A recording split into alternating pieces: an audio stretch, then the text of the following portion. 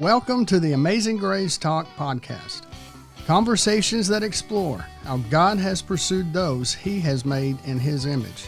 My wife and host, Erika Seamayer-Williamson, is on a journey to meet everyday people who have experienced a radical encounter with the divine presence of unconditional love. These are the stories that remind us why God's grace is amazing. Hello, everyone. Welcome back to my podcast. My name is Erika, and I'm so glad you stopped by. It is my hope that through the amazing testimonies you will hear on this show, will plant a seed in your heart and ignite your dreams, all for God's glory. Through much prayer and listening to God's direction, I actually retired from a 30-year career in 2020 to spend more time doing just that, helping women find clarity, overcome struggles, and discover their true calling. In 2016, I launched the Amazing Grace Retreats in the beautiful Black Hills of South Dakota. Started this podcast in September of last year, and in the spring, I will finish my autobiography, a book that shares my struggles and victories to prove that anyone can live in God's amazing grace for those who believe in Him. I can't wait to see you at the next retreat. Today's episode wraps up Season 1 of Amazing Grace Talk. I'm going to take a couple of months off. We'll be doing a couple of Amazing Grace retreats, doing a little traveling, and just a time of personal refreshment this summer, and we'll see you back in September for Season 2 of Amazing Grace Talk. Today, my guest is Becky Hennesy. She is the co-lead pastor alongside her husband, Jim Hennesy, at Trinity Church in Cedar Hill, Texas, which just happens to be my home church. 3 years ago, our niece, Lindsay, invited us to Trinity, and after a few visits, my husband, having a Holy Spirit encounter with the Lord, looked at me and said, "This is what church is supposed to feel like." A few months later, we became members at Trinity Church. Since then, I have grown to have so much respect and love for Pastor Jim and Becky in the way they lead others. Today, we will be discussing marriage, when you should stay and when it's okay to leave. She will share her struggles and victories in her own 40-year marriage to Pastor Jim. Becky, welcome to the show today. It's so good to be here with you, Erika. Thank you for inviting me. Yes, thank you so much for being here. She's also a fellow, podcaster, and her show is Being Becky. Now, I think you got started. We were like a week apart or 2 weeks apart when we started in September, right? Yeah, we have one common denominator, and that's the engineer over here, Rob Price. Yes. He kept saying, "You need to be doing a podcast." And I'm like, why? But then after Girlfriends ended, I felt this void of sharing all these amazing women that are in my life with all my friends. Yeah. And so I was always looking forward to Girlfriends and having someone share their stories, and so I didn't have that venue anymore. So I thought, okay, a podcast would be a great way for me to introduce these amazing women who are in my life with everybody else. And that's kind of how it went. So Being Becky, I just share friends and their stories, and I love it. I love people's stories. It is a great show, and I've caught many of them, and I love to listen. I also love to listen to, let's see. You and your husband started, what was that, during COVID when you started all of the 8 o'clock? Yeah. Had y'all started before then? Well, no, it was COVID, and church had shut down, and we were trying to figure out a way to stay in communication and contact with our people. Yeah. So not only did we do an 8 o'clock Devo, but we did an 8 o'clock a.m., a noon, and a 4 p.m. You did. 3 times a day for Yes. 3 months. And then we scaled back to once a day. And we're still going with our 8 a.m. Devos 4 days a week and just doing a Bible study because that just made us realize how much people need help to do Bible studies. True. And so, they struggle to do it on their own. So every morning at 8 o'clock, You do. for about 20 to 30 minutes, we're going verse by verse through the Bible. Just finished 1 Timothy today, so we go to 2 Timothy on tomorrow. So yeah, it's been fun. Well, I love it, and I've joined in. Especially when our church wasn't shut down too long. It was maybe just a couple of months. But even though, starting back up, just to see it, I get a little notification. Oh, Becky Hennesy starting a devotional. To be honest with you, I feel closer to the people during COVID with this Facebook Live. Yeah. It's at Trinity Church's Facebook Live page. And Yes. so feel closer to people. We wake up, we have coffee together, the same the same few are there every morning. Yeah. It's like we're having, our Bible study together. So. Well, I think it's really special, and I'm for one grateful, just being a church member that you guys took the time. I mean, really, that takes a lot of time and each day I'm like, you're gonna laugh. I'll say, look how cute Becky's hair is today. I know that. I hope people appreciate the sacrifice. Oh, yeah. Because I have to get up at 6, to shower, fix my hair, put my makeup on, and actually put clothes on. And while everybody else can be in bed with their pajamas on. Yeah, but even like when your hair's up on your head and even no makeup, you look beautiful. So I'm like, look at her. Okay, I can do that too. No, it's just great. So, I, for one, and I know a lot of other people have appreciated you guys really just being dedicated to sharing, the devotionals and the messages with all of us. Thanks. So, yeah. But today, one of the reasons, or the main reason why I asked you to be on the show is to share about your marriage. I had a different situation, years ago with my ex-husband and left. And you have been married for 42 years to our lead pastor. And, I believe I heard your story when we became members and you guys shared a little bit. And I was really blown away with just the honesty and the openness of what happened and that you're still following God and what he wants you to do and who he wants you to be. So I was really, I don't even know, not impressed, but I was just really, it made my heart feel good to know that, you were just sharing from your heart, both of you. So take us back maybe to what, before you like all the way back? 42 years ago. Well, yeah. Well, I felt called to missions. As a young girl, I loved missions. And so I wanted to go to Bible school to prepare to become a missionary. And so I went to Central Bible College in Springfield, Missouri. Yeah. And the end of my freshman year, I met this cute guy named Jim Hennesy. With a cool last name. Yeah. Well, I didn't know about the cognac back in those days or how cool Hennessy was, but he was cute. He had dimples, blue eyes. And so I didn't know if I would be going back or not, but I did. And a mutual friend introduced us and we started hanging out with a bunch of kids on Friday nights. And one thing led to the other, we became friends, and then we had an attraction and yet what I didn't know was that he had another girlfriend back in Columbus, Georgia while he was at college. Really? So we were kind of like getting closer and closer. But come Thanksgiving that year, he went back home and he came back at Christmas and said, I still really care about this other girl. So that was the end of our relationship. And so over Christmas break, I'm thinking, okay, I wasn't even looking for a boyfriend, but it happened. And I thought, well, okay, God, and just laid that down. And then when I came back to college in January for the new semester, he was there at the airport and he was like, I care about you. And so I broke it off with this other girl, blah, blah, blah. So it was kind of a hot and cold relationship. Yeah. All of Jim's friends says, don't marry him. He's not a good guy, no. And so I was like this good little church girl, very spiritual. I'd never done anything, any kind of, craziness. And Jim was kind of a wild. Was he? Yeah, he was pretty wild. He really didn't commit his life fully to the Lord, even though he was in Bible school till after his sophomore year. And so we were just kind of, even though we were both at Bible school preparing for ministry, we had two different kind of lives. And so just working through all that, and we dated for a while. And one summer we were both separated. I did missions work in Alaska, and he did his pastoral internship in Jacksonville, Florida. Yeah. And being away and separated that whole summer, that was before cell phones or anything like that. He had to write letters. Yeah, exactly. So we wrote letters, but we just got engaged right away as soon as we got back. Mm-hmm. And so then we got married in the January of 1978. We were still in college. I had just turned 20 years old and Jim was 21. And so we just went into marriage, no counseling, and we just felt like, we were raised in a Christian home. We know everything we need to know. What's the big deal, Yeah. Well, it was a big deal, and we didn't know anything. And there were a lot of things. I brought a lot into our marriage, unhealthy, unhealed wounds in my heart, thinking that Jim was going to be the person who finally loved me, who finally accepted me. And he's a driven personality. And so, he wants to be a success. So we become youth pastors. And then at the age I was 22 and he was 23, when we actually became senior pastors at a little church outside of Birmingham.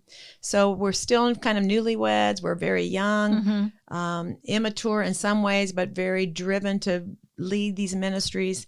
And we just didn't know how to love one another. We didn't know how to care for one another. I had a lot of anger issues. He had a lot of stuff, issues. And so one of the questions you had asked me was like, when did all of this start? When did you realize, oh, this is not going good? And I had to say probably the honeymoon. I realized he had issues with sex, and so my insecurities just went out of the roof.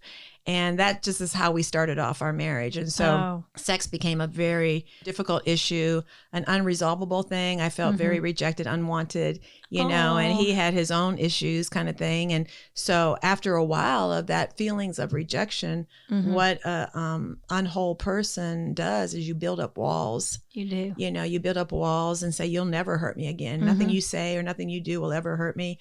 I remember saying, I'll never be the first one to initiate anything physical with you ever again, because I can't take the pain or the rejection or the feeling of not being wanted. And so that's kind of was the undercurrent. Yeah. But that was just a sign of a lot of different things. So just two people, dysfunctional, wounded people, Christians, spirit-filled, pastoring a church at the time. So on the outside, it was just this couple that was growing a church, and and at home behind closed doors was a whole nother thing. We didn't know how to communicate with one another. We didn't know how to forgive one another. We didn't know how to talk through issues with one another. I could literally go weeks without speaking to him. And so it was just a downward spiral. So very, very, very early in the marriage, this thought came to my mind: I married the wrong person. And everything he would say or do just went back to say, you married the wrong person. He was not the man for you, but now you're stuck. Now you're stuck in this marriage to this guy who I didn't know how to be a good wife to him. He didn't know how to be a good husband to me. And so we were living this life. It was lonely, very lonely, and just, because you didn't tell anybody. Who do you tell? You don't tell your family or your parents. You're both from Christian homes. What do you tell them that, divorce really didn't come up too much in the conversation or even in my thought life, because no one in my family had ever divorced. We're in the ministry. So the lie that I believed as truth was that I will be miserable the rest of my life, that I married the wrong person. And for the rest of my life, I will pay the consequences to that. And I'll just be miserable the rest of my life. And I believed that as truth. So therefore, anything Jim said or did just reinforced that truth. I couldn't see beyond that. I couldn't see any hope. I couldn't see any way out. How many years, how long did that go on? Probably 8 years, maybe. And in that time we had a couple kids, and it ended up to where I was sleeping on the couch most of the time. And it was very dysfunctional. That's a terrible place to be, and lonely, and especially feeling like you can't tell anyone. Right. I want to know, being raised, both of you being in Christian homes, why do you think, this just came to me, why do you think you didn't know how to forgive at the time? I didn't live in a home where you learn to communicate. I never saw arguments resolved. I never saw disagreements resolved. We just had this relationships in our home that we all kind of did our own lives separately and lived in this one house, and we never had really deep conversations or never learned how to walk through disagreements. My mom and dad had an okay marriage, but not a great marriage, not a loving, not a loving. So you never saw that, so or nothing was ever wrong to forgive, right? So it just never had come up. Right. So, it's just kind of, you don't realize how much you learn or don't learn from just the way your family's situation is. And so you just take those into a marriage, and you just, I felt like, okay, bottom line is that when we would try to have conversations, he was so good with words. He's a very good speaker. He's got big words, and he knows how to use his words. And so it was very quickly he could put me in my place with his words. And so I would just shut down.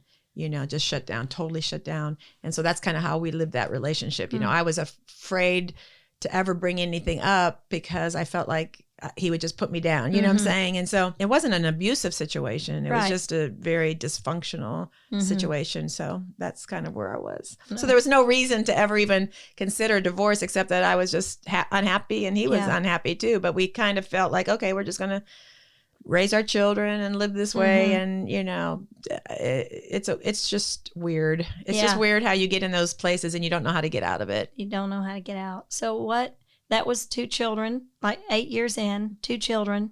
At what point did it start to change? Well, in our first church that we pastored, a little tiny church outside of Birmingham, there was this real prophetic woman.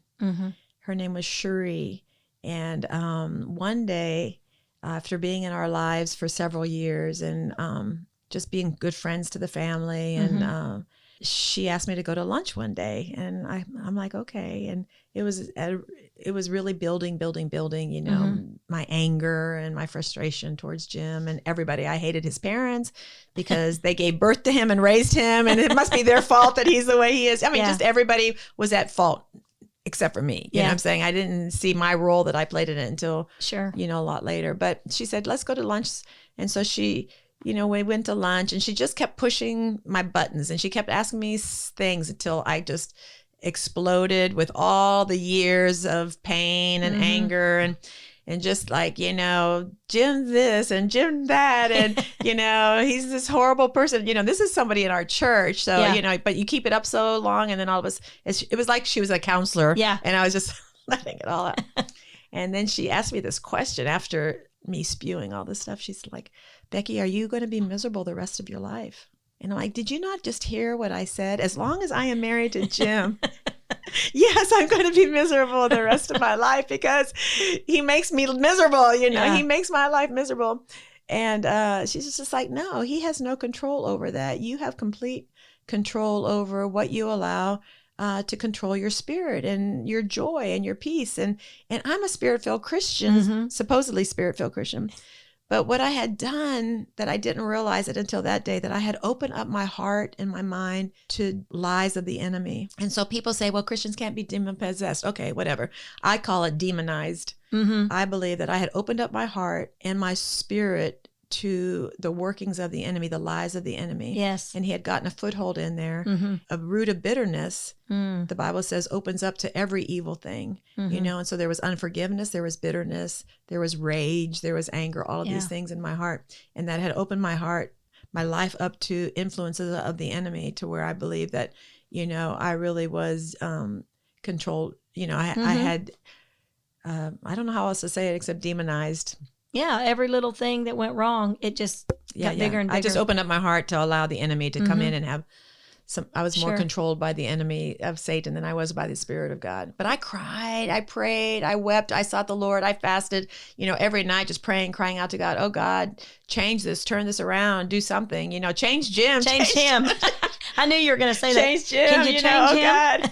Either that or let him get hit by a bus. That's what I would pray. Like, oh God, I can't live the rest of my life like this.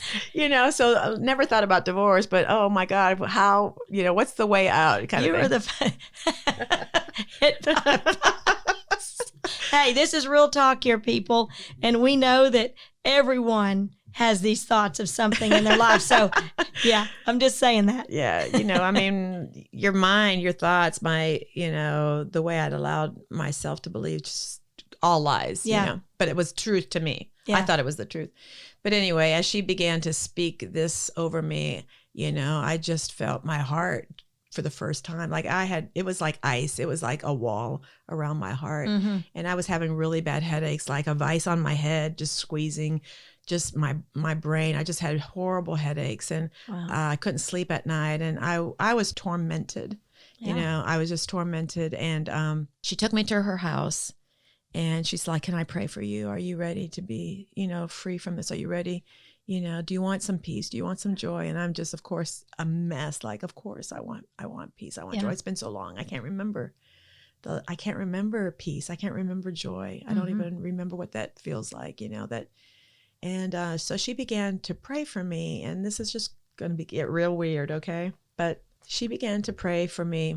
and speak things like not to me, but into me. Like she would look, like I'd try to close my eyes. She's like, no, open your eyes, keep your eyes open. And as she began to pray and speak over me, I began to uncontrollably laugh. And she's like, what are you laughing at?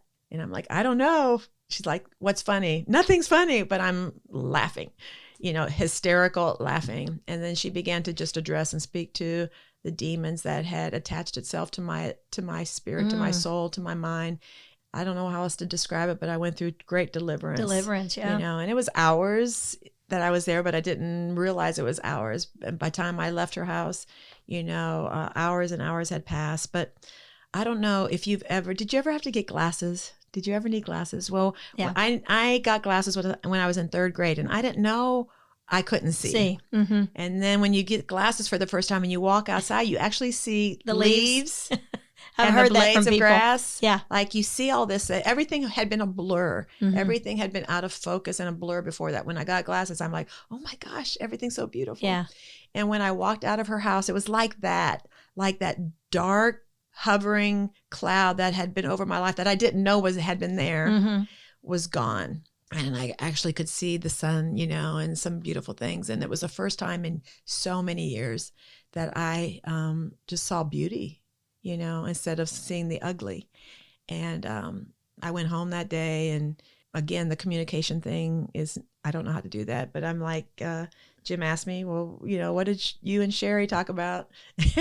So I just told him I just began to tell him, everything, and then what got it done. And in the bottom line, I'm like, Jim, I don't love you, and I really don't even want to love you. Mm-hmm.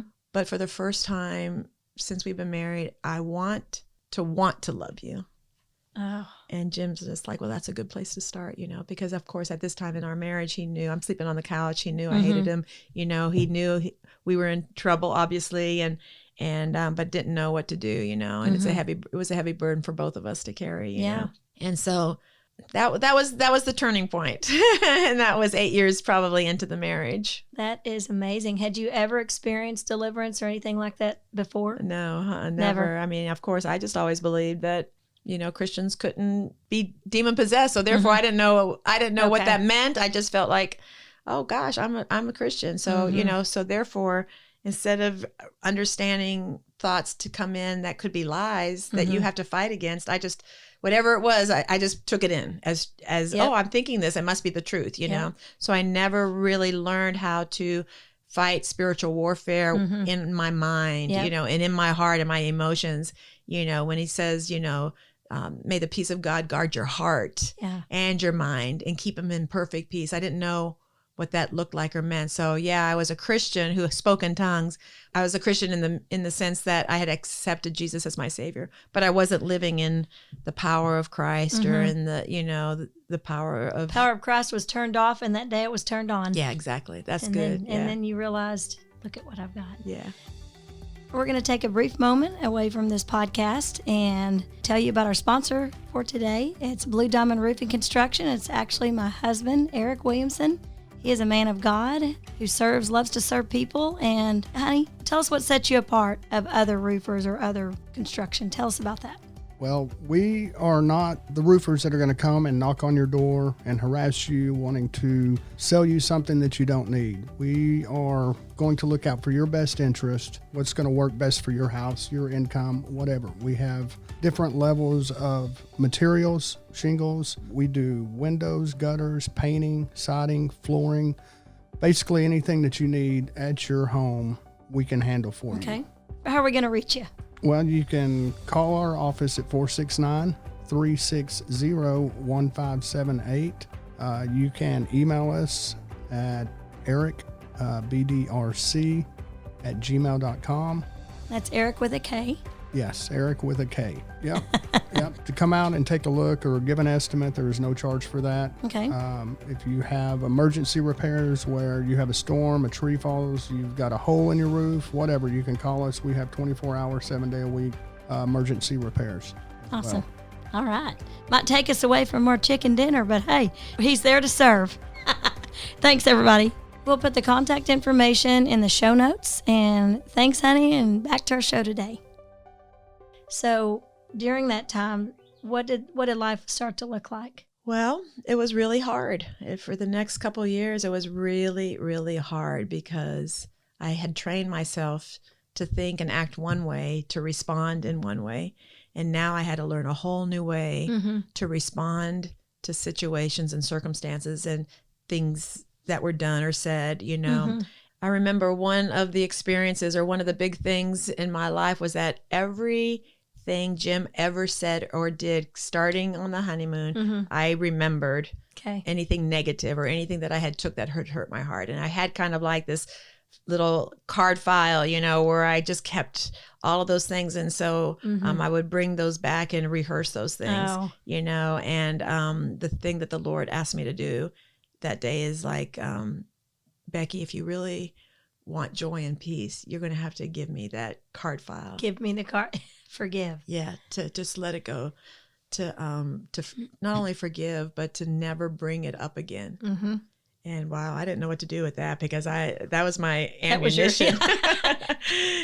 So that was learning to do that, learning not to respond the way I had always responded in, woundedness, in anger, in fear.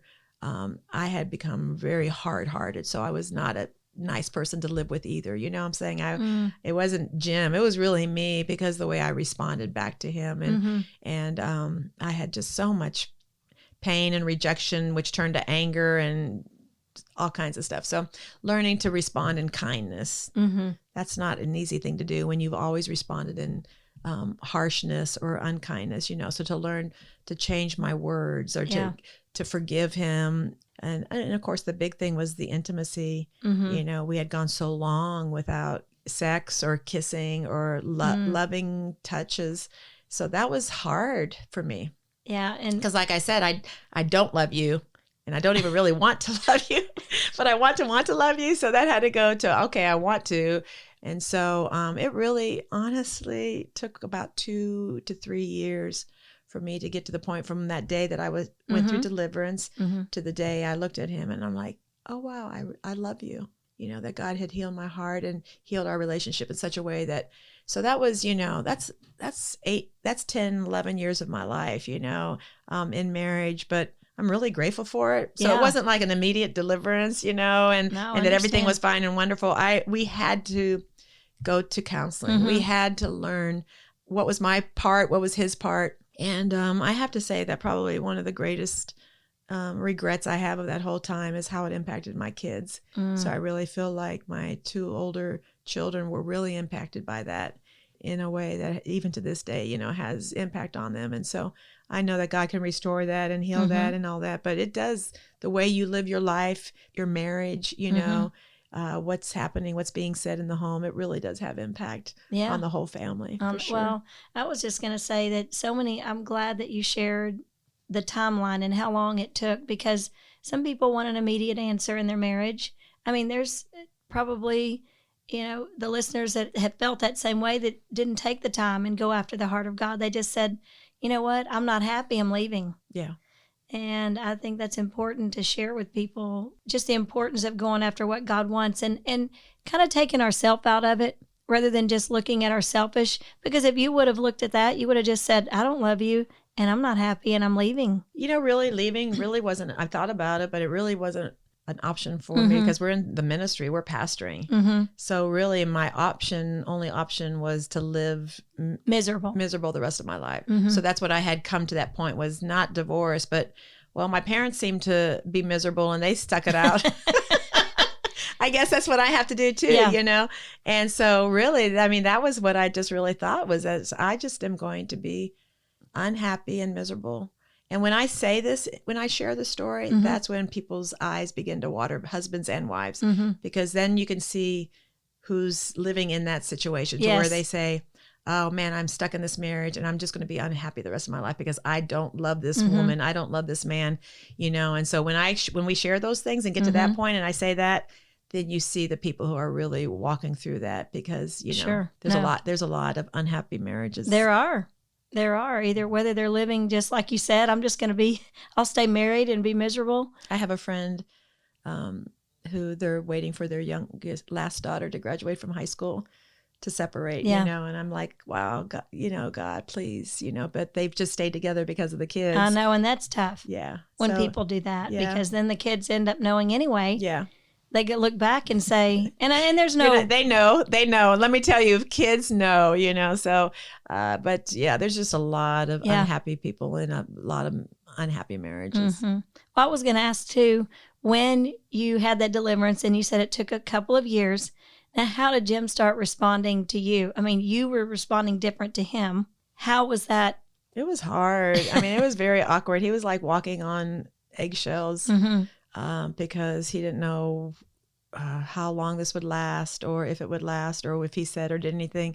I mean, he felt such guilt and shame for the part that he played in it. And it was hard because as long as we were outside of the house, in the church, we were on, we flipped the switch, we were on. But as soon as you walk into the house, as long as you're talking about the bills or, you know, the house or dinner or food or the kids or their ball games or whatever, that's fine. But then when you go into the bedroom at night, you know, that's kind of where the relationship and everything else is around that. And he has changed so much. We both have, you know, and yet we're still the same flawed people. And there's even times now, 42 years later, I'll look at him and I'm like, are you kidding? We're still dealing with that 42 years later? Because, you know, we are Jim and Beck, you know, we are flawed human beings and we struggle, and Satan does not want, you know, marriages to succeed. Right.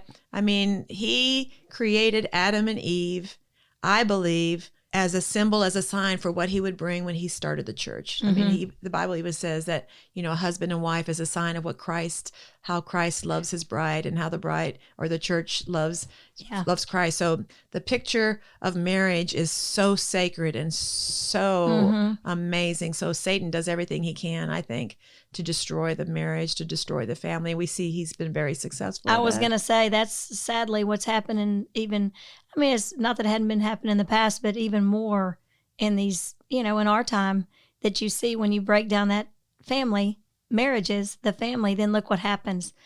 World's just kind of haywire, you know, I mean, because it's like, oh, I broke up that marriage, and then. And the children and the legacies and the families after that.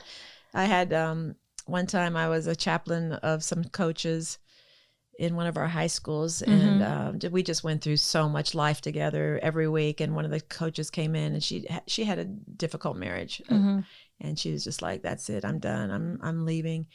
And I'm just like, something rose up within me, and I'm like, you know, for the sake of your children, you need to work on making this successful, because what you will do if you leave, you will teach them how to quit. Yep. You will teach them how to not push through and persevere hard things. So what you'll do is to tell them, you know, when it gets hard, you know, you just can walk out the door. Sure. And we know that over 60% of marriages in the church and outside of the churches end up in divorce. Yeah. More and more young people are living together and not getting married because they don't want what their parents had, you know, and our marriage might be different than some people's. And actually it might be different.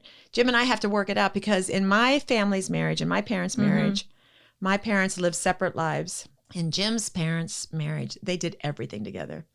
Everything. His mom never took a trip without him ever. You know what I'm saying? And so he saw that, and I saw, oh, my mom would get in a plane and fly and come and stay with us for a couple of weeks or a month when the kids were born, you know, those kind of things. And so I'm like, I want to be able to get on the plane and go and do my thing too, you know? Yeah. And so we had to, you know, you have to work those kind of things out, you know? And, I bet. And even now it's kind of like, I want to get on the plane and go. I love to travel. I love to go to conferences or vacations, and I forget sometimes, oh, Jim, is it okay? You know, or, you know, work around his schedule to where, you know, he doesn't feel like it's really, I mean, that is in me. Yeah. And that's in him, you know, that we see successful marriages two different ways. And so we still have to work at that. That's true. I'm headed off to South Dakota in a couple of weeks. And it was funny because I think I'll be gone. I'm usually gone about 2 or 3 weeks. During that time, I do one of the Amazing Grace retreats. And then I'm just there because I used to live there, and it's so peaceful. It's beautiful. I have a whole family of friends there, not real family, but they're like family. And honestly, if it were up to me, I would live up there. I can't. And you know, but you know, there's so many great things. I just chose to focus on all the wonderful things here, but I do love it up there. And every time I go, and Eric is so supportive, and it's just funny though, the other day, cause I said, well, what are you going to do that okay that I'm going for 2.5 weeks? He said, hey, it's what you do. I knew that getting into the marriage, that's really kind of like your home. And that's just what we do. And so good. That's awesome. Thank the Lord for that, because I do what you do. Well, I was a single mom 16 years. Wow. So I really was, Independent, yeah. I was independent. I wasn't asking to go anywhere to anyone, or just what your schedule was for anyone. Just had my daughter. So yeah, I can totally understand that. There's a lot of marriages. I talk to a lot of women whose husbands are in the military, or maybe they're deployed, and they come back, and the husband thinks he can come back right there and just slip into his role of leadership and the head of the house. And these women have been head of the home, and they've been working and doing the kids and set up their schedule and throwing back in there together. There is a lot of give and take, and it's very hard work to make a successful marriage. But I 42 years later, I'm glad I stayed. I'm glad we worked through it. We have, a great marriage. We enjoy one another. We've found common ground, and we've also learned to let each other, do their thing and go. And so we found what works for us. Yeah. Okay. So before we go today, Becky, I would love to hear from you, just maybe some advice on people that are in love, that they're young couples, or, there's a lot of single people that are older, maybe getting into a second marriage. And what advice do you have to them, just to what they could do, or maybe just help them understand what to do to, moving forward into a successful marriage? Well, that's a good question. I would say, first of all, find a really good Spirit-filled counselor, or many churches have marriage classes, pre-marriage classes. Find a good small group, in a church that has other couples there, because really I find that that's the most helpful when I'm around other women who want to love their husbands. Yes. And we are together. We hold each other accountable. And I'm around somebody, and I met this woman who's in our Trinity Frisco campus, and I was in a meeting with her, and it was a Friday, and I'm like, well, what are you guys doing tonight? And she's just like, I don't know. My husband plans a Friday night date every week. He's been doing this for the 15 years we've been married, and he surprises me every Friday night. And I'm like, that is so awesome. Yeah. It's like, you need to be teaching other men how to do that, True. but he'll hire massages for the house, during COVID, some people came in there, or he'll plan a restaurant or a night out. Just some are simple, but I mean, so being around other couples, that made me want to be better, to date my husband. You know what I'm saying? So, of course, I went home and was like, Jim, do you know what this guy does? But sometimes we don't, and I hear so many young women, well, I just want my husband to be the spiritual leader of the home. Well, some guys are so insecure. They're so insecure, and the fear of failing and the fear of rejection. And so, encourage them. Like, I think the most powerful, most spiritual thing a couple can do is just like at nighttime before they go to bed, or before they turn the lights off, let's pray together. Yes. Let's pray over our finances. Let's pray over our children. Let's pray over, different things. And so that is a simple way to kind of hear the heart of the other person. It's true. And it doesn't put so much pressure on the person, like lead in family devotions, or, do this thing. And so men are insecure, And of course, another thing is that to honor, men just need to be honored. They need to be respected and honored. And when women, strong personalities, want to take over the finances, unless you're married to someone like Sharon Price, who probably is, really good at that, but, when a woman with a strong personality wants to make all the decisions, and that never makes the husband step up and hear from God. It's true. And so when we submit to that and let them lead, even if they mess up our finances, even if they mess up some things or make wrong choices, that's on them and God. Trust God to grow your husband into maturity. Yeah. Just like he wants to grow me or you into maturity. So it's trusting God that he will help you. But I hate the word submission, even though it's biblical, because it has such a bad, negativity It does, but it's so comforting. See, because I was single for 16 years, or unmarried. I love submitting to Eric, and I love that we have that about our marriage. And it's never made, you kind of watch who you say that around, because some people, they just kind of take it the wrong way, or maybe they're not spiritually in that same place, but it's a comfort. And I think women give that away so much. They try to rule and reign over everything, and they don't give the men an opportunity to really be men. Learning communication skills, when to talk and when not to talk, and when to argue, how to fight fair, know.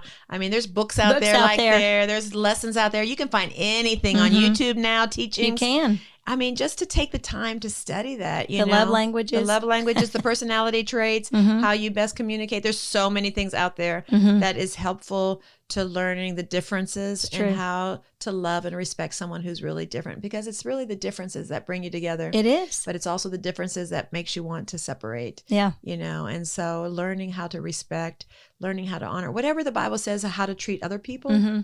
That's how we should treat our spouses. We don't think about bringing it into the family, honor one another, prefer one another, wash one another's feet, carry one another's burdens, all of those one another's that we're supposed to do in the church with our other Christian friends. That's what should start in the family, should start in the home. And so for me, I had to ask Jim, or ask the Lord sometimes if Jim didn't know, but Jim, how can I prefer you? How can I honor you? What does that look like? What do I do? What do I say, that really puts you down and makes you feel, less than? And so my tone, I'm strong, I'm loud, I'm forceful, I'm passionate. So will you tell me the times, And so it was hard for him to tell me, but he would give me a look and I'm like, I'm doing it. Yeah, I'm doing it. That's it. I'm doing it. And it's hard to be corrected and disciplined, but I wanted that, I wanted to change. And so, to learn those little communication things, I think is so good. But there's so many books, there's so many classes. If you can't afford a counselor, but get some of the other couples that you hang out with and do it together, and do a couples Bible study, or that's true, or have the girls and the guys, but have a more mature person teaching and pouring into you. It says the older women should teach the younger women. So find an older woman, who you respect, who you honor, and say, hey, can you just take me to lunch? Can you just talk to me about marriage and love and some of your stories? And that just encourages it. And it makes you want to step up to that. It makes you want to rise to that. I was going to say something that my husband and I do is we have a journal, and it's not daily at all, but we keep it in his bedside table, and we will, whether we're going through good times or bad or something maybe be on our mind, we'll write it out. And 2 weeks ago, I wrote out about 4 or 5 pages. And then I said, you know what? That way he can read at his own time. He can hear my thoughts. And without us just having that verbal conversation, sometimes it's best just in the quiet and still. Oh, I love that, Erika. That's so good. Yeah. Let him read it at his own leisure and process it before you guys come back and talk about it. That's so good. Yeah. And then he felt the other day we were just having a conversation just a couple of nights ago, and it just dawned on him all of a sudden what was going on. And it was kind of like what was happening when you were talking about in your marriage, when somehow the enemy loves to come in and get a foothold. And right at the moment of us talking, he said, I realized that's what was happening. And I won't talk about it specifically, but it was just right at that very moment, God spoke to him and said, and he knew just like that, turned it around, and it's just been, what a blessing that he was willing to listen. So good. And to hear, Yeah, hear what I God think had to that say. if you would say, Jim, would you just pray for me? I just really need you to just pray over me. I'm just anxious. I'm angry. I just need peace. Would you just pray? And I don't know of any husband that would say no. Yeah. Or would you just, I need you. I need your love. I need your, comfort. I need your wisdom.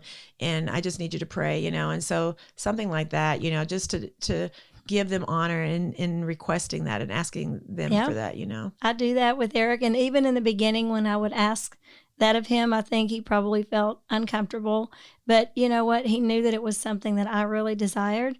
And he just, it's so comforting. So good, yeah. To know that they're praying over you. And another thing I was going to say with people with children, is make sure you have a date night.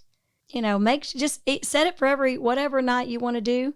And I knew couples that had young children years ago. It was the cutest thing. They just had it set had a babysitter every Wednesday night.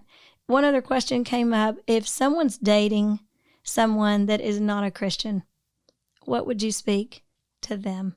Every friend of mine who goes on the dating apps, 99% of the guys, are wanting sex, Yes. And yet I have some friends who've met their husbands, some really close friends, have godly men. A lot of couples in our church met their spouses through, Match.com or whatever. So I'm not saying you shouldn't go there, but I'm saying you need to be careful and you need to be aware that the majority of men on those dating apps and got, want sex, It's true. And so if that's important to you, if that's your biblical basis, that you believe that sex is for marriage, which it's the best, that's the best sex inside marriage, and that's the way God, I believe, designed marriage to be. So, you have to set your boundaries. What do you want? What do you want in a marriage?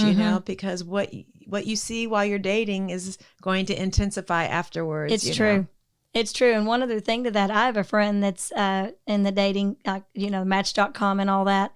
And she had that she was a Christian and, followed God and all this. And one of her friends told her, take that down off of there because that's running people off. Can you believe it? Yeah, I believe it. She didn't, but that's what he told her. He said, well, no wonder you're not having dates. And I said, leave it on. Wow. Yeah. That's the kind of advice you can get from the wrong, someone that's maybe not a believer. Yeah. So, wow. Well, this has been an incredible conversation. I know it's going to help a lot of people, whether they're single or married. I believe that God's going to bless this conversation to a lot of listeners. So thank you. Yeah. Thanks for taking the time to come over here, Becky. Thank you for having me. Yeah. So much fun. Well, I want to thank Becky for coming by the studio today and sharing her story about her marriage, the ups and the downs, and we appreciate her so much. And thanks to all the listeners who remind me daily through text, emails, and phone calls how listening to this podcast has impacted their lives. It's truly a blessing to be a part of this project. If you would like to be considered as a guest on our show, please email me at erikaseamayer@gmail.com or message me on social media at Erika Seamayer-Williamson. For more information on the upcoming retreat schedule, check out www.amazinggraceretreats.com. That's with an S. And it'll be placed in the show notes, and you can check it out for our next getaway. If you would like to be a supporter of this podcast, you can look for the link in our show notes under Patreon. And again, just want to remind you that I'll be taking 2 months off, and we'll see you back here in September for Season 2 of Amazing Grace Talk. And last but not least, we would be so honored if you would write a good review, subscribe to the show, and share this podcast on your social media. Well, thanks everyone again for joining us on Amazing Grace Talk.